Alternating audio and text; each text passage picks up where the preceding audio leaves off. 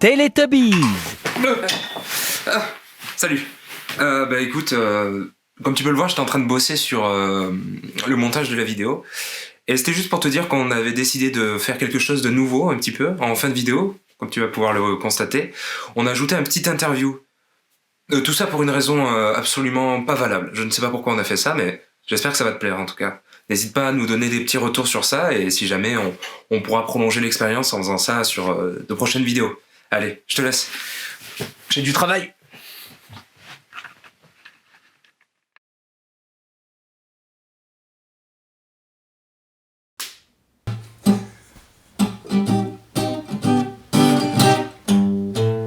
Jadis au lieu du jardin que voici, c'était la zone et tout ce qui s'ensuit.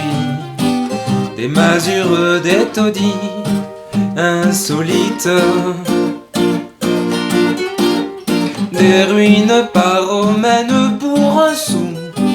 Quant à la faune habitant là-dessous, c'était la fine fleur, c'était l'élite.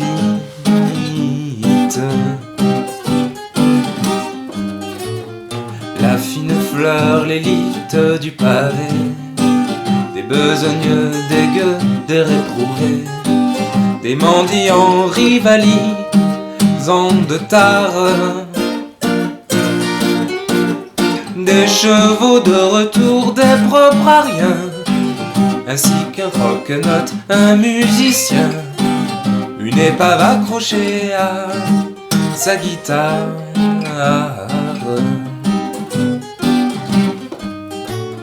Adoptée par ce beau monde attendri, une petite fée avait fleuri au milieu de toute cette bassesse.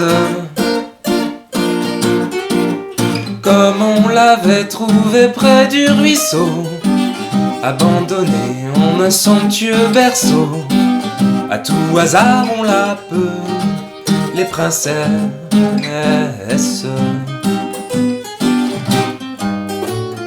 Or un soir, Dieu du ciel, protégez-nous. La voilà qui monte sur les genoux du croque-note et doucement soupire, en rougissant quand même un petit peu. C'est toi que j'aime et si tu veux tu peux m'embrasser sur la bouche et même pire.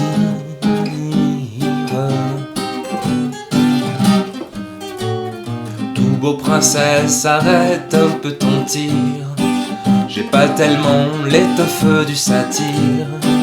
Tu as 13 ans, j'en ai 30 qui sonnent. Grosse différence et je ne suis pas chaud pour tâter de la paille humide du cachot. Mais croque-notes, j'irai rien à personne.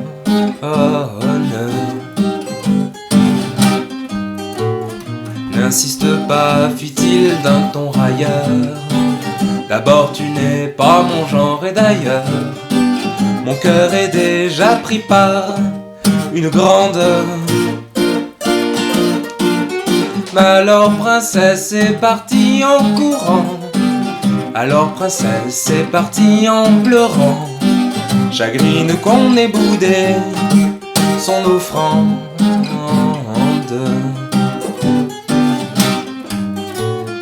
Y a pas eu détournement de mineur. Le croque-note au matin de bonne heure à l'anglaise a filé dans sa charrette. Des chiffonniers en grattant sa guitare, passant par là quelques 20 ans plus tard, il a le sentiment qu'il le regrette.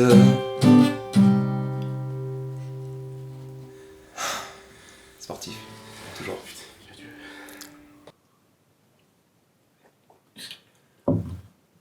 Pourquoi la princesse et le croque-note ? Eh bien, disons que ça fait partie de mes morceaux préférés de Brassens. Ce qui me plaît beaucoup, c'est les paroles, comme beaucoup d'amateurs du chanteur. On a à faire une espèce de chanson d'amour entre un croque-note, c'est-à-dire quelqu'un qui joue d'un instrument, mais qui est un peu comme nous finalement, un petit peu des croque-notes, à manger les temps, à manger les notes, etc. Croque-notes.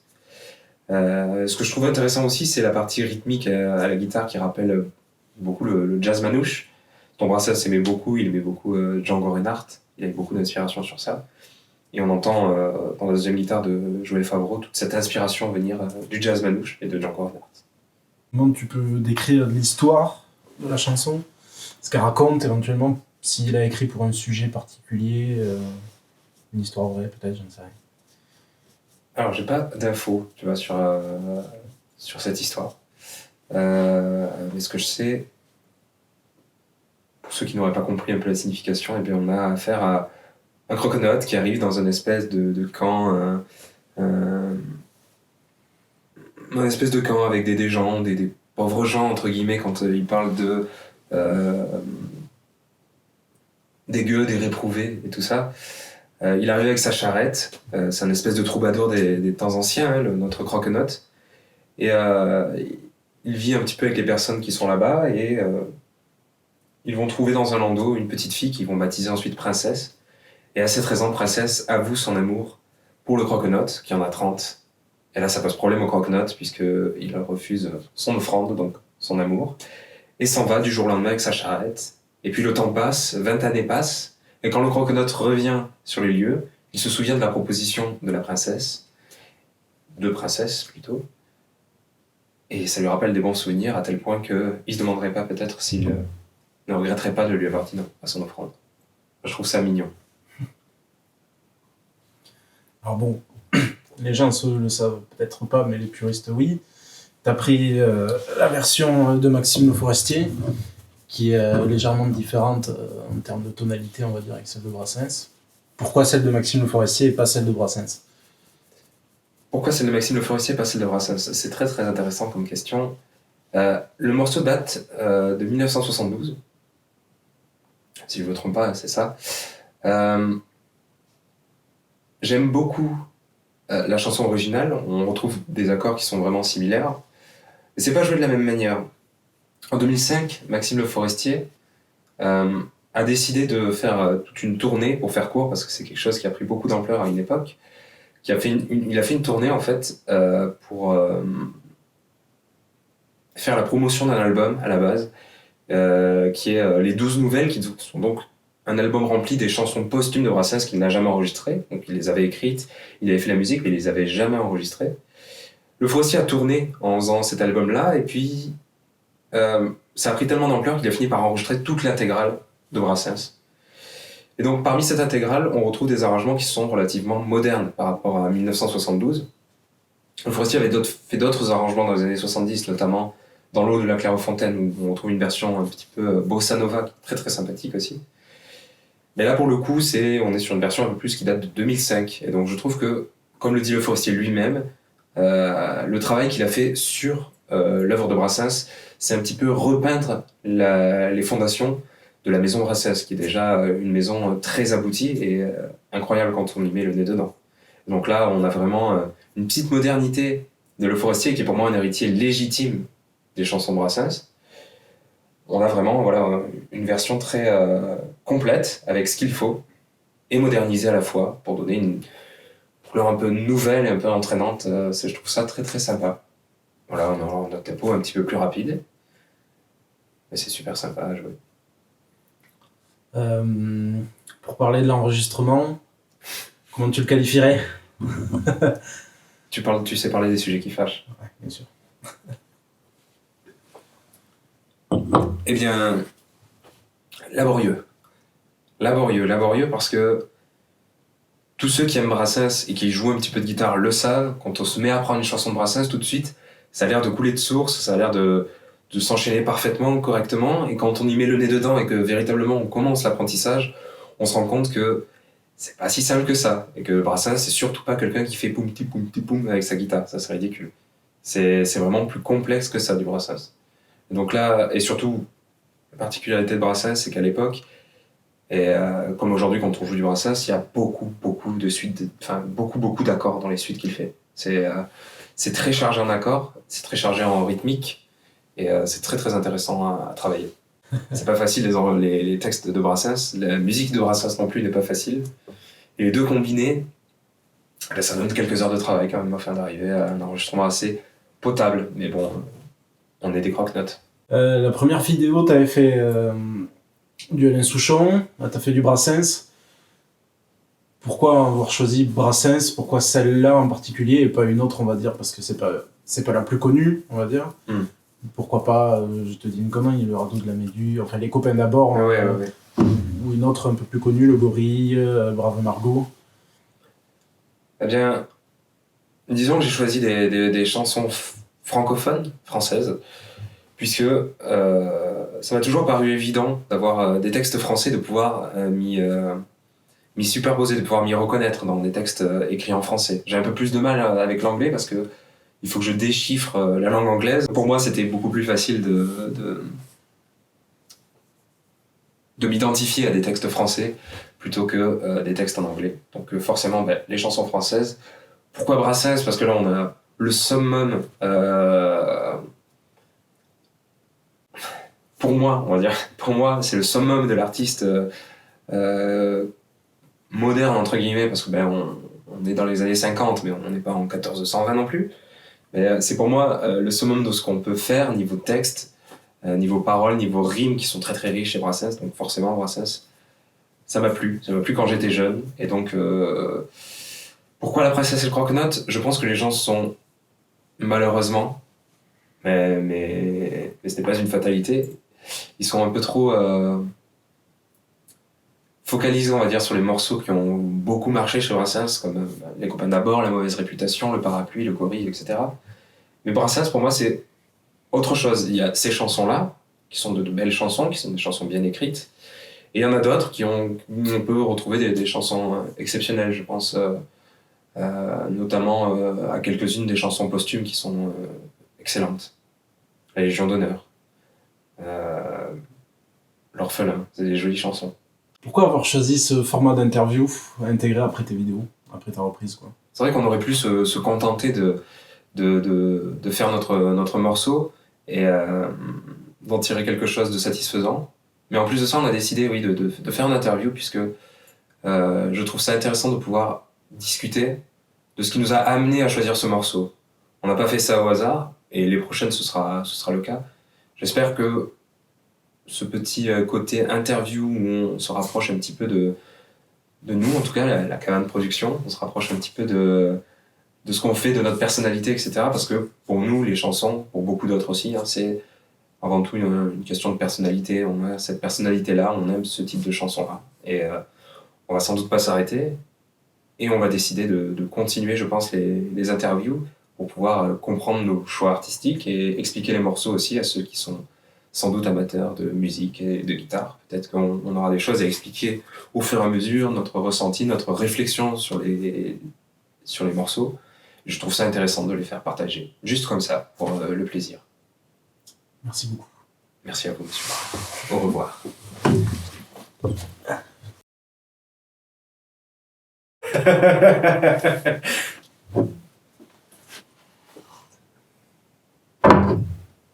Parfait. Bon, eh bien, dis-moi Thomas, quel était ton premier contact avec monsieur Brassens? Premier contact avec Monsieur Brassens. Ouais, sûrement les chansons les plus connues. Je pense que ça a été au travers de l'apprentissage de la guitare. Donc, je pense que la toute première que j'ai dû apprendre de Brassens, c'était la chanson pour l'Auvergnat. Mais oui, c'était vraiment toutes les premières, les plus connues, le Gorille, toutes celles qui sont, on va dire, un peu plus faciles à apprendre, un peu classiques et qui permettent vraiment de l'apprentissage de la guitare. C'est vraiment un très bon début quand on commence. Et puis est arrivé ce camarade Julien, que j'accompagne sur la vidéo, qui au travers de Maxime Le Forestier et des reprises qu'il a fait, m'a fait découvrir, on va dire, le monde un peu plus large de Brassens, avec notamment tous les titres posthumes et tous les titres qui sont un peu moins connus, mais qui sont beaucoup plus intéressants, on va dire, aussi à jouer à la guitare que les premiers qu'on apprend quand on commence. Arriver à jouer en quelques jours, au minimum possible, un morceau que tu n'as jamais appris, Qu'est-ce que tu as ressenti lorsque tu t'as mis les doigts dans la deuxième guitare de Joël Favreau? Alors, ça n'a pas été évident du tout, parce que bon, pour le coup, La Princesse et le Croque-Notes, je la connaissais très peu, voire pas du tout. Je la connaissais juste parce que je l'avais déjà entendue, parce que Julien l'avait sûrement déjà joué une ou deux fois. Mais pour le coup, la deuxième guitare, qu'on ne remarque, on va dire, pas généralement, en tout cas, pas si on est vraiment puriste, c'était vraiment quelque chose de nouveau et d'inconnu. Et ça force un peu à sortir de sa zone de confort, on va dire. Parce que c'est vraiment, pour le coup, on est vraiment obligé d'être plus dans, enfin, j'allais dire du théorique, dans le peu que, dans le peu que j'en ai en tout cas, on est vraiment obligé de se caler vraiment sur des temps, d'apprendre vraiment ce qu'on joue. Ça active un peu plus l'aspect théorique que quand on apprend une chanson. Je veux dire, on peut apprendre des solos qu'on connaît pas, mais qui seront plus faciles parce que ça va être sur des gammes un peu plus faciles. Là, c'est vraiment du complexe et plus dans un style que j'allais dire que je joue pas forcément. On est sur de la variété française, c'est un peu typé jazz, la seconde guitare, toujours pareil dans les influences un peu de Django Reinhardt, etc. Et moi, je sors un peu de la guitare électrique, du côté blues, du côté rock, donc ouais, pour le coup, ça a vraiment sorti de la zone de confort. C'est des doigtés que je suis pas habitué à faire. Mais au final, je pense qu'en travaillant pas mal et avec beaucoup d'écoute et de travail, ça en est bien sorti. Qu'est-ce qui t'a aiguillé à accepter une reprise de ce morceau-là en particulier? Qu'est-ce qui t'a donné le déclic de vouloir reprendre ce morceau avec ton cher ami Julien? Déjà, le morceau en soi, que ce soit, on va dire, la structure du morceau, ou même les accords, le rythme, les paroles. Alors, elle paraît simple en fait, donc dans un premier temps, on se dit que ça va être facile de travailler dessus, etc. Et puis, vient la deuxième guitare de Joël Favreau, et j'ai accepté parce que c'était un peu aussi un challenge de devoir apprendre cette guitare. Et ça, pour le coup, ça en était... ça a été un sacré challenge. Mais ouais, non, le fait d'avoir entendu la deuxième guitare, si j'avais dû accepter juste pour faire quelque chose, sortir quelque chose de ma composition, on va dire, en seconde guitare, ça aurait été sûrement moins intéressant que d'aller repiquer cette guitare. Donc c'était vraiment pour l'apprentissage en fait que j'ai accepté aussi, parce que la chanson est sympa. Un petit coup pour les auditeurs. Qu'est-ce qui t'a motivé à accepter un cover sur internet là aussi? Je suis curieux de savoir. Alors, déjà le fait d'être sur un autre type de format, parce qu'au final, bon, les concerts, la plupart du temps, les gens qui viennent, ils savent pourquoi ils viennent, ils nous connaissent même la plupart du temps, ils connaissent notre répertoire, le type de musique qu'on joue, et là, le fait d'être sur un format, on va dire, qui peut toucher plus de personnes, je trouvais ça intéressant d'une certaine manière parce qu'on va partager différemment en fait le travail qu'on va faire. Tout le monde pourra tomber pour le coup sur cette vidéo et tout le monde pourra découvrir cette chanson de Brassens, pourra découvrir ne serait-ce les accords, la seconde guitare, les chants. Et le fait de toucher beaucoup plus de personnes et de pouvoir partager beaucoup plus de personnes, c'est aussi une chose qui m'a motivé à faire un format, on va dire, internet, en tout cas sur les réseaux de type YouTube, Facebook, etc. Tous les trucs de grand partage. Ok.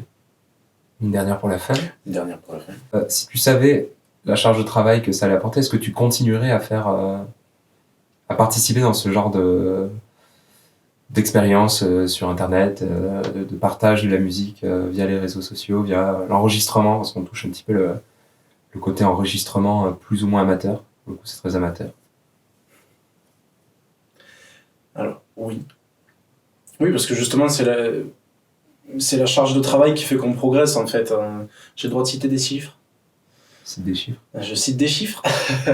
Non, pour le coup, pour que les gens se rendent compte un peu du travail que ça a nécessité, du temps que ça nous a pris, entre le moment où j'ai, on va dire, écouté la seconde guitare et le moment où on a enfin fini l'enregistrement, il s'est écoulé, on va dire quoi, à peu près 36 heures, un jour et demi.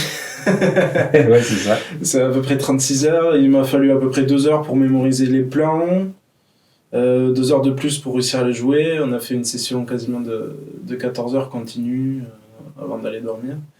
Mais c'est justement en allant puiser dans les réserves qu'on s'améliore. Je pense qu'au final, dans ma façon de jouer et de percevoir, on va dire, ce genre de style, de guitare acoustique un peu jazz, ben je pense que je me suis amélioré, mine de rien.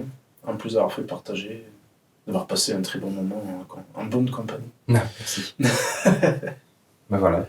Le petit mot de la fin sera peut-être de dire que toutes ces heures de travail et le résultat de la vidéo nous permettent sans doute de dire que nous sommes bien des croque-notes. Et ça fait partie du charme de la musique aussi, de pouvoir croquer des notes et d'arriver à des résultats plus ou moins satisfaisants. À notre niveau.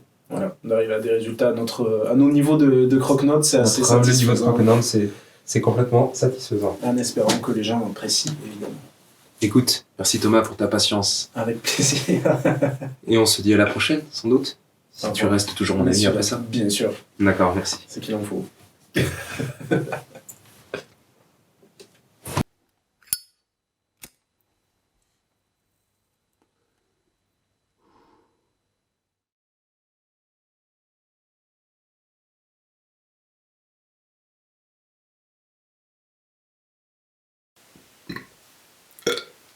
À tes souhaits. Merci.